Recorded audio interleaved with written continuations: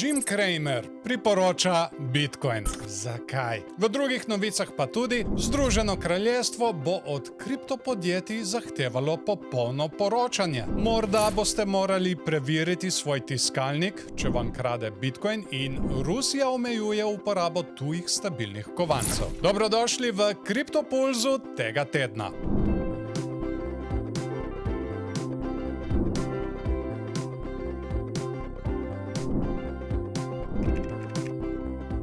Ameriški borzni komentator Jim Cramer svetuje vlagateljem naj razmislijo o Bitcoinu ali zlatu kot zaščiti pred morebitno finančno nestabilnostjo, potem ko je bonitetna agencija Moody's znižala oceno ameriškega dolga. Po njegovih besedah ni čas za paniko, ampak za premišljeno investiranje. Vlagajte tisto, kar lahko prihranite. Cramer opozarja, da nas strah pogosto zavede v napačne odločitve in dodaja, da so ob prejšnjih znižanjih ocen trgi sicer kratkoročno padli, a so se hitro pobrali. Bitcoin je po tem dogodku pridobil na vrednosti, prav tako zlato.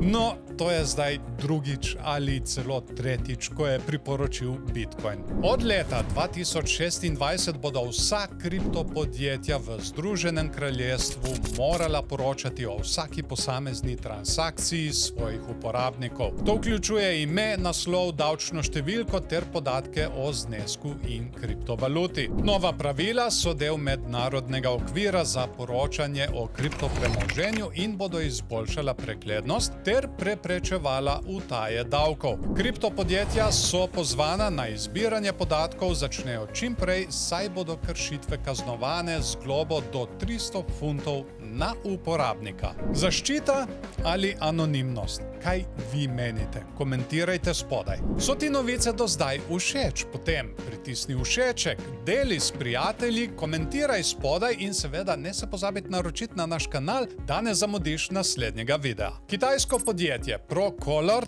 je prek svojih uradnih gonilnikov za tiskalnike nehote širilo zlonamerno programsko opremo, ki je uporabnikom kradla bitcoine. Virus je zamenjal denarnico, kamor so uporabniki kopirali naslov za nakazilo z naslovom napadalca. Do zdaj je bilo ukradenih za več kot $950,000 v bitcoinih. ProColor je okužene datoteke že odstranil in krivdo pripisal okužbi prek USB ključev. Strokovnjaki svetujejo temeljit pregled sistemov ali celo ponovno namestitev operacijskega sistema. No, ta je pa izvirna. Ruska centralna banka bo 26. maja uvedla nova pravila, ki omejujejo uporabo tujih digitalnih sredstev, kot je Tether. Stabilni kovanci, ki jih lahko izdajatelj blokira ali zamrzne, bodo prepovedani za splošno uporabo. Ukrep je usmerjen proti sredstvom iz neprijaznih držav. Tether, ki ga Rusi množično uporabljajo za čezmejna plačila zaradi možnosti blokade, ne izpolnjuje novih pogojev.